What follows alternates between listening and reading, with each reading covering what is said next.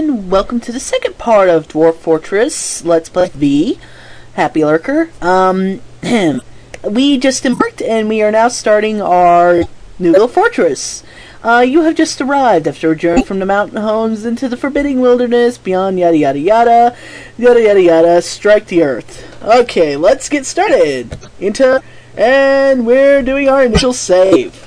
Smart thing to do, always set your game up to save either seasonally or, well, it's best to do it seasonally because shit happens. This game pretty much crashes at the worst possible times imaginable. So I'm gonna just pause real quick to save you the agony of sitting here watching me let this pause.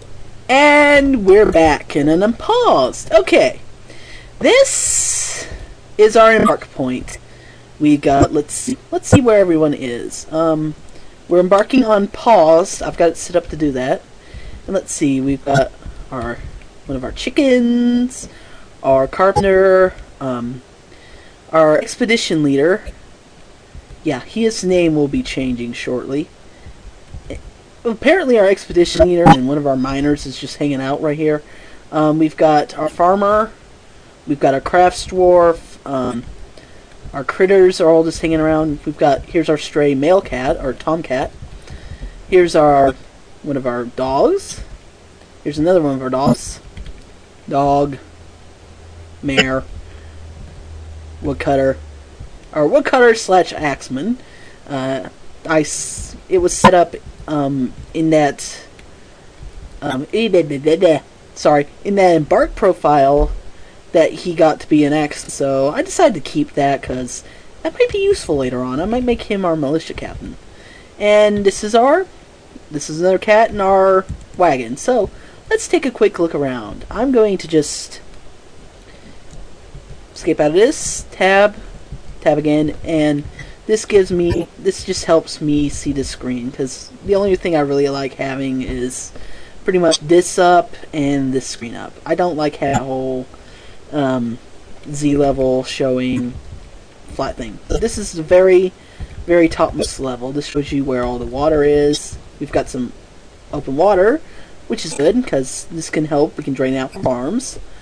That saves me having to go breach the river.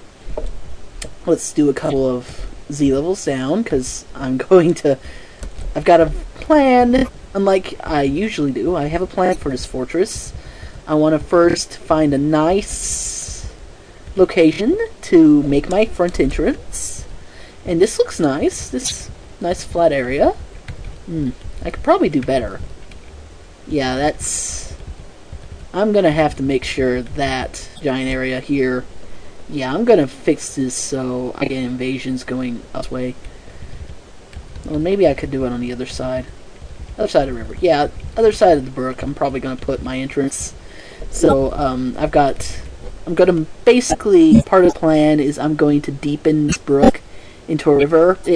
Just to help, water flow and also serve as some kind of barrier between me and enemies. So I'm going to be moving. Now I like this because this has it looks like it has a gem or something here. But I really prefer to have the water pretty much a barrier between me and enemies, and I'm kind of lazy. Plus, it's nice because I've got stone here.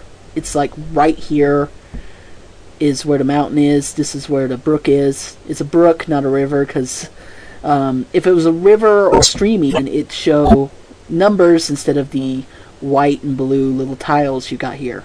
Basically, with a brook, it's too shallow to put like something like a water wheel, but it's got water in it, it's got critters in it. That's basically all it has. That's all it's good for is water and critters and fish, so you can fish out of it. That's about it. You can just walk across it. Other people can walk across it. Whoa, I keep forgetting I do that sometimes. That was just a zoom out. I meant to do that, people. I so totally meant to do that. Yeah. So we're gonna just make this our... Ooh, maybe this. Maybe I might make this. I don't know. I want... Let's see what the Z level. Ooh, no, no, no, no, no. Bad choice. Bad choice. Nope, no. Yeah. It's gonna be. Ooh. I don't know. It takes some time if you're picky to find a nice spot to put your fortress door in. So I'm gonna just go that we're gonna do it right here, because I'm not gonna make a very big door. It's only gonna be about 3-3.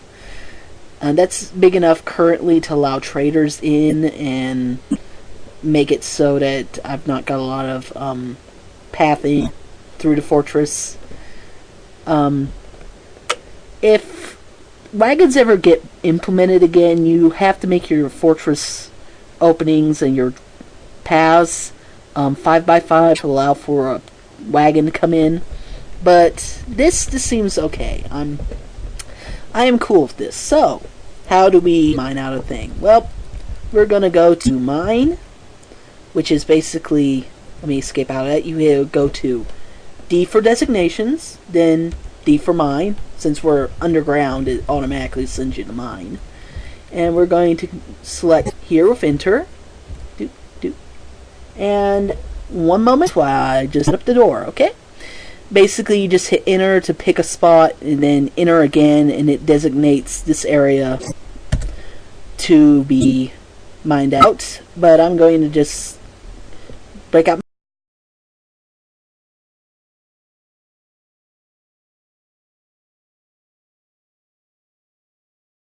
and set up the entrance, and I'll be right back for you. Okay, I'm finished all the laying out work. I've basically set it up so that I've got an area for my trade depot, the front entrance. Let me go down one. We have, well, okay. We go down 3 Z levels to the actual front entrance. This will be, I'm pretty much setting it up so that I can set up ballistas in this area and do some other things, like just set it up so that I can trap it and make it so it's easily defendable. Like this will get channeled out later. This will get traps all around it and a couple of doors just to help. And I might put in something else right here, I'm not sure. Then we go down to level 3, which will be our main hall level, which got areas set up for workshops, a dining room, a food store. This is just basic food stores. A dormitory and a hospital area. This little area here is to indicate where the flood for the cisterns go, and I'm going to put in I might actually put the farms down here. It just really depends on how well the whole making the cistern and water dump works out. So yeah, I've got pretty much this all just got planned out, and I've above the workshops I put in areas to make stockpiles. I might expand these, I might change them, who knows. I might even put like a finished good output stockpile somewhere right here so it's easy to get it up to the trade depot.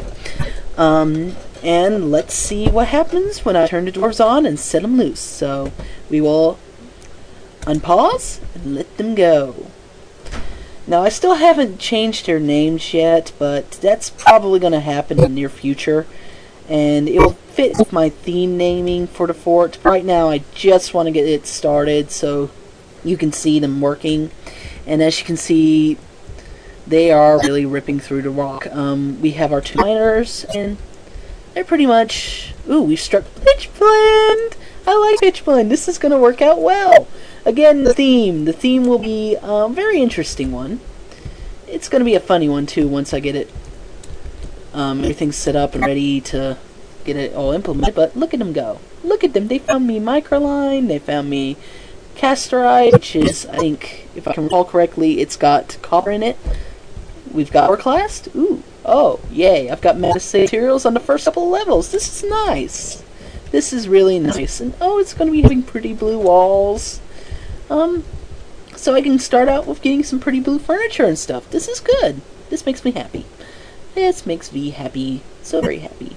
I've got 5 guys just standing around doing diddly, but I'm gonna set them up to do quantum stockpiling.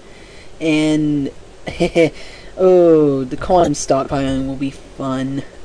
In fact, let's go ahead and pause and do that right now. We go to I, and where do I want to put the masons? I think I'm going to put the, well, you know what, I'm going to put the quantum stockpile right here. And we will make that a garbage dump. So we go enter, garbage dump, and escape means done.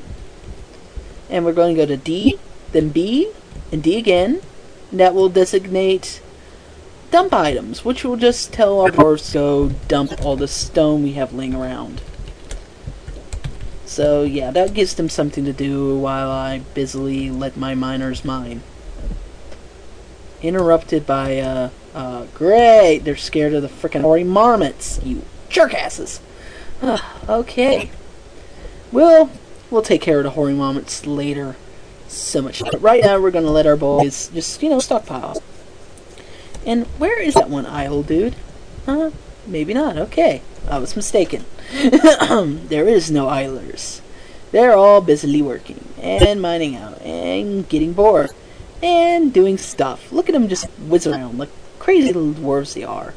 Yay. And it's going to look tidier now. Quantum stockpiling basically is where you take and make a garbage dump, and you set in such a stone. Stone's really good for this. You set it up so it takes all the stone and dumps it in one area. And that's pretty helpful, especially when you've got your workshop set up. It saves your workers having to run around everywhere to find stuff. It's also really good since it keeps them from also running into dangers. And it helps just basically to keep it nearby where they, if say someone gets a mood and wants a stone, they can just run to the stockpile instead of running halfway across your fort and grabbing it from somewhere else. But we're just going to let them stockpile. And I'm going to just wrap it up here. When I get back, I'm probably going to have them named, give them their custom names. And I'm going to set up workshops here to show you how to get started with the workshops, including a sawmill, carpenters, masons, and a couple other workshops. And I'll be right back. Pause.